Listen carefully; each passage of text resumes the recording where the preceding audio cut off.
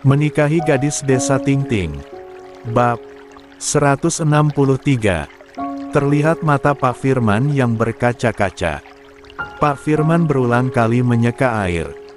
Mata yang mengembun di matanya agar tidak terjatuh. "Om, kenapa?" tanya Aulia. "Om teringat dengan istri dan anak Om," jawab Pak Firman lirih. "Tante Cindy dan Kak Miftah kenapa memangnya?" "Om," tanya Aulia. Mereka juga sudah meninggal dunia." Degi Aulia sangat terkejut, ia tampak diam mematung. Ia berharap ini adalah mimpi untuknya. "Kak, kenapa bisa? Apa Tante dan Kak Miftah sakit?" Aulia bertanya dengan mata yang sedikit berkaca-kaca. Pak Firman menggelengkan kepalanya pelan. "Enggak, mereka oleh anak buah Chandra." Maksud Om Chandra kakak iparnya Om Bri."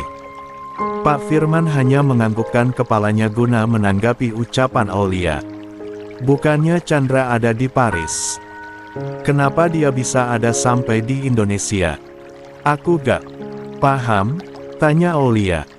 Pak Firman menghela nafasnya panjang sebelum ia menjawab pertanyaan Aulia. Flashback on 3 tahun lalu. Saat mengetahui Brian, Bu Dini, Pak Bobby, Naomi serta kedua anaknya menghilang, Pak Firman menjadi pendiam. Bahkan, ia tidak bisa berpikir jernih pada saat itu, yang ada di pikirannya hanyalah keluarganya saja. Saat itu, Pak Firman sedang berada di rumah Pak Bobby yang berada di Jakarta. Hatinya berdenyut nyeri ketika melihat foto keluarganya yang menggantung di dinding rumah tersebut.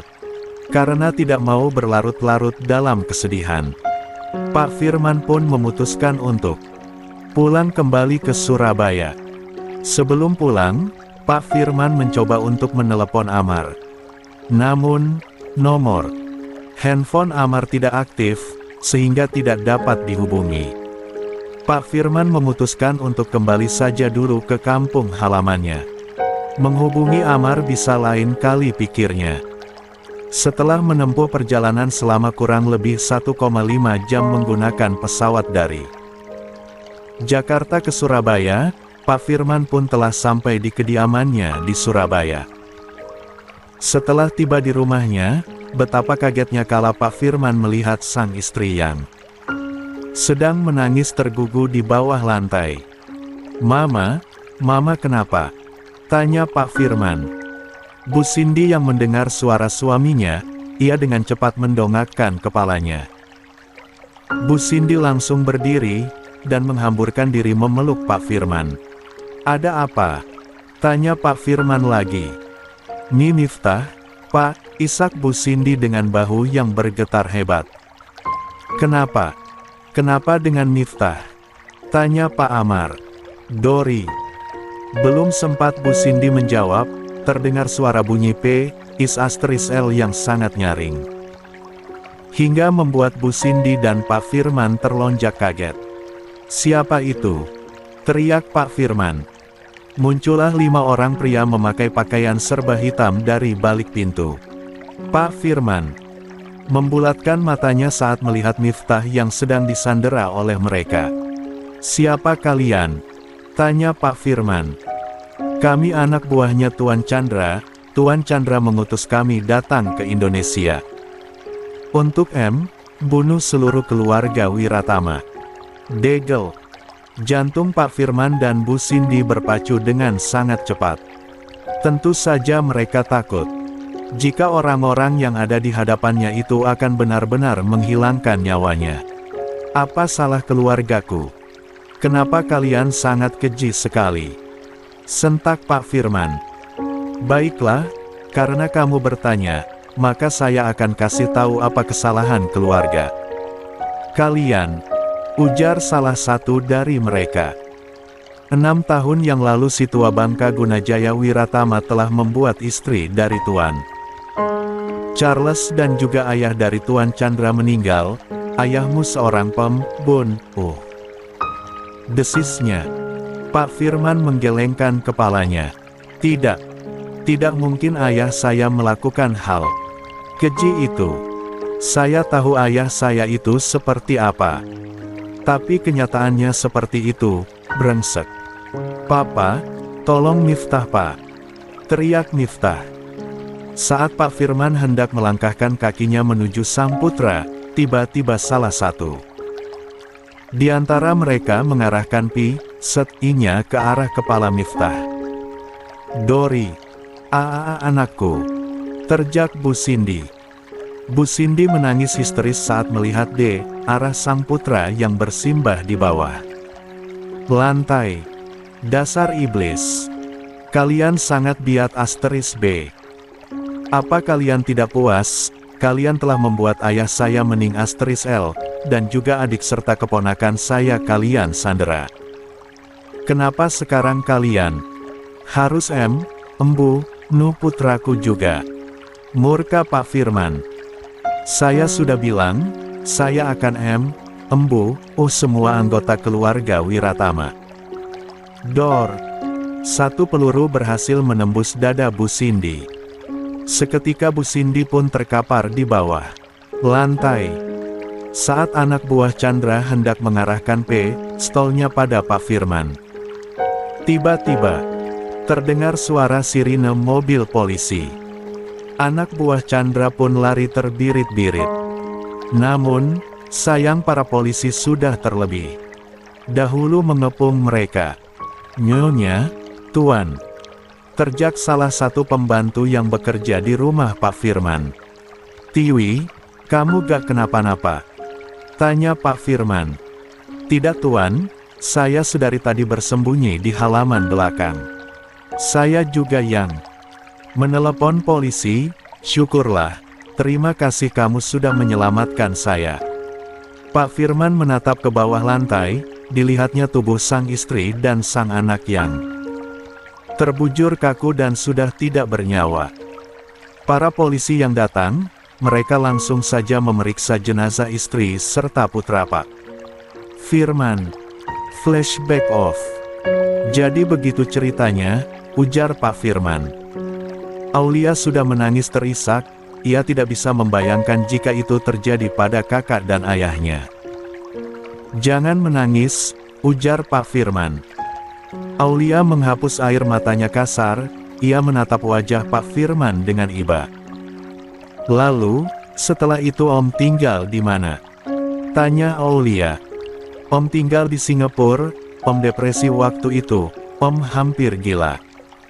Untung saja ada salah satu tetangga Om yang membantu Om untuk berobat di Singapura, jawab Pak Firman. Alhamdulillah berkat bantuan tetangga Om itu, Om jadi sehat kembali. Dan Om baru 1 minggu kembali ke Indonesia, sambung Pak Firman berujar. Aulia manggut-manggut paham. Lalu, di mana dengan perusahaan Om Bri yang di sini? Tanya Aulia lagi. Om kemarin mencoba datang ke sana, ternyata perusahaan itu sudah menjadi milik perusahaan asing. Sepertinya gulung tikar, wajar saja gulung tikar karena tidak ada pemimpinnya, lirih Pak Firman. Ya Allah, aku sungguh sakit hati mendengar ini semua. Sampai sekarang juga Om Bri dan yang lainnya gak ada kabar, entah mereka masih hidup atau sud. Mereka masih hidup. Setelah Pak Firman memotong ucapan Aulia. Aulia menegakkan tubuhnya, ia menatap wajah Pak Firman dengan serius. Maksud, Om, tanya Aulia. Apa kamu tahu kenapa tadi Om berlari-lari hingga menabrak keponakanmu? Tanya Pak Firman. Aulia menggelengkan kepalanya pelan. Itu karena Om lihat Naomi, tapi Om kehilangan jejak, karena kamu berteriak memanggil Om. Dek, dek, dek. Jantung Aulia berpacu dengan sangat cepat. Jika memang benar yang dilihat oleh Pak Firman adalah Naomi, besar harapan Aulia untuk keselamatan Brian. Berarti Om Bri, Mama Dini, dan Papa Bobby masih hidup. Tanya Aulia. Semoga saja iya, Om harus cari keberadaan mereka. Apa Om yakin itu Kak Naomi? Bukan hanya mirip, tanya Aulia. Om sangat yakin. Gimana kalau itu? Aunty ayo pulang, makanan dan permen kapasku sudah habis, sela Kaifan memotong. Ucapan Aulia. Aulia menoleh ke arah samping. Iya sayang, sebentar lagi kita pulang ya. Der, der, der. Handphone Aulia berbunyi menandakan ada panggilan telepon masuk. Aulia langsung saja merogoh handphone yang berada di dalam saku celananya. Kakak, gumamnya saat melihat nama Fahri yang tertera di layar handphonenya. Halo, Kak, ujar Aulia ketika panggilan teleponnya sudah tersambung dengan Fahri. Kamu masih di mana? Pulanglah sekarang juga, ujar Fahri di seberang sana. Iya Kak, ini aku mau pulang kok. Baiklah hati-hati, Aulia pun menyimpan kembali handphonenya di dalam saku celananya. Ia kembali menatap Pak Firman. Om, aku pulang dulu. Nanti kita ketemu lagi, ujar Aulia. Baiklah, Om minta nomor ponsel kamu, agar Om bisa mengabari kamu kalau ada apa-apa. Aulia mengangguk, ia pun menyebutkan nomor handphonenya pada Pak Firman. Selepas itu, ia berpamitan, dan berlalu pulang. Setelah beberapa menit mengendari sepeda motornya, kini Aulia pun sudah sampai di rumahnya. Mama, Papa aku pulang, teriak Kaifan saat memasuki rumah. Cika yang sedang menonton televisi, ia langsung saja memeluk tubuh putranya itu. Kamu happy? Tanya Fahri seraya mengusap kepala putranya. Happy, Aunty belikan aku banyak sekali makanan, aku jadi gendut perut aku besar. Lihat Papa, Mama. Tunjuk Kaifan pada perutnya. Cika dan Fahri hanya terkekeh gemas ketika melihat tingkah putranya itu. Sedangkan Aulia, ia langsung saja menaiki anak tangga, dan berlalu masuk ke dalam kamarnya. Pada keesokan pagi harinya, Aulia pagi sekali sudah bangun, mengingat nanti ia ada interview kerja. Dia interview kerja di 2 perusahaan sekaligus. Aduh gimana ini? Aku masukin lamaran kerja ke 4 perusahaan, ini yang masuk untuk interview cuman 2, dan jamnya sama. Kalau gak diambil salah satunya rugi dong, gumamnya. Aulia turun dari lantai atas untuk menemui Cika yang tengah berada di dapur. Ternyata, bukan hanya Cika saja, di dapur juga ada Fahri. Kak, panggil Aulia. Fahri dan Cika kompak menolehkan kepalanya ke arah belakang. Oh, tumben udah bangun, ada apa? Tanya Cika. Kebetulan ada Kak Fahri di sini, aku mau tanya sama Kak Fahri saja, ujar Aulia. Tanya apa? Tanya Fahri. Duduk boleh gak? Fahri mengangguk, Fahri pun melangkahkan kakinya menuju meja makan. Lalu ia mendudukkan tubuhnya di atas kursi meja makan. Ada apa? Tanya Fahri. Jadi gini, Kak. Aku kan waktu masih di Sumatera mencoba untuk memasukkan lamaran kerja secara online ke 4 perusahaan yang berbeda. Nah, waktu semalam aku cek email ternyata ada panggilan interview, ujar Aulia. Lalu, ternyata aku ada panggilan interview bukan hanya di 1 perusahaan saja, tapi 2 perusahaan. Aku bingung soalnya jam interviewnya sama, jam 7:30 nanti. Kalau gak aku ambil salah satunya sayang dong, ujar Aulia lagi. Perusahaan apa? Tanya Fahri. Yang satu perusahaan asing namanya WB Company, yang satu perusahaan lokal namanya Agroniaga Corp, jawab Aulia. Agroniaga kalau gak salah pemiliknya Tuan Sean, kan? Tanya Fahri. Aulia mengangguk. Benar, jawabnya. Rumahku? Baiklah, jam 7 nanti aku sudah ada di rumahmu. Aku tutup teleponnya, sampai bertemu nanti, ujar Aulia. Aulia pun memutuskan panggilan teleponnya dengan Thalia.